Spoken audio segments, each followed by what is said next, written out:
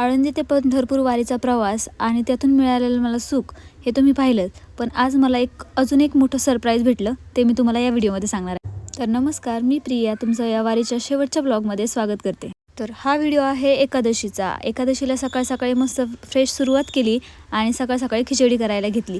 आम्ही सगळ्या जावांनी आणि सासवांनी मिळून खिचडी केली होती. आज सकाळ सकाळीच मला एक खूप मोठं सरप्राईज मिळालं होतं, ते मी तुम्हाला पुढे सांगेल. खिचडी आणि बाकीचा फराळ बनवून झाल्यानंतर पहिल्यांदा देवाला नैवेद्य दावून घेतला. देवाला नैवेद्य दावून झाल्यानंतर तुळशीलाही नैवेद्य आणि गाईलाही नैवेद्य दावला होता, पण त्याचे व्हिडिओ काही घेता आले नाहीत. सुरुवातीला सगळ्या थोर मोठे आणि पुरुषांची पंगत बसली आणि नंतर बायकांची पंगत बसली होती.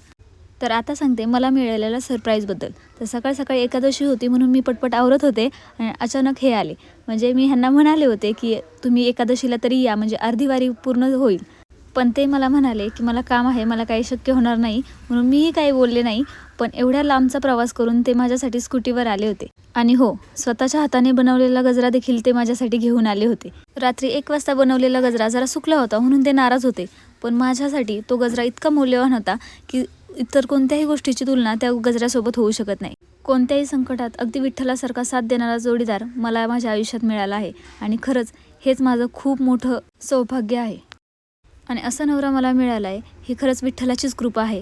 त्यानेच मला असा समजूतदार पार्टनर दिला आहे. माझं सगळ्या जन्मीचं पुण्य एका बाजूला आणि मला मिळालेला त्या पुण्याचा हा असा गोड प्रसाद एका बाजूला.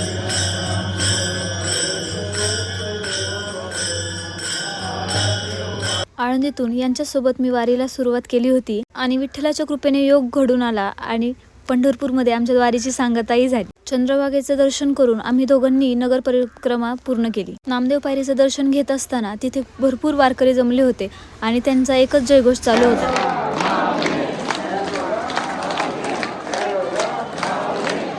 आणि एवढ्या गर्दीतही माझं हसू एका छोट्याशा क्लिपमध्ये जपून ठेवत होते. आमच्या दोघांचा संसार असाच कायम सुखाचा राहो ही विठ्ठलाचरणी प्रार्थना केली आणि खरंच मनात साठवून ठेवलं हे सगळं दृश्य पुढच्या वर्षीसाठी.